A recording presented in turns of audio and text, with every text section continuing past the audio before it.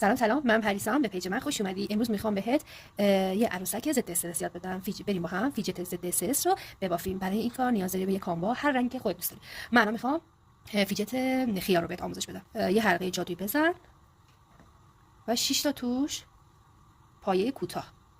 بعد این کار حلقه رو جمع کن و توی اولین پایه 2 تا پایه کوتاه بباف.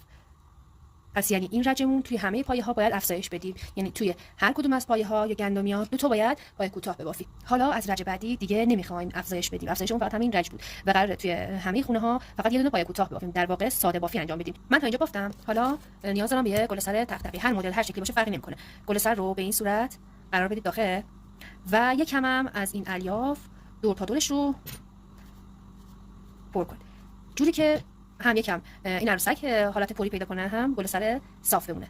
الان اینجای کار میخوام سر عروسک رو جمع کنم.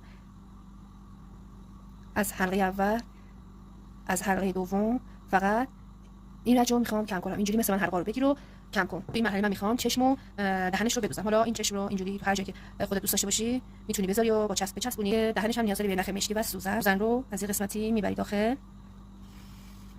پس همین روبروی این به این صورت بکش بیرون.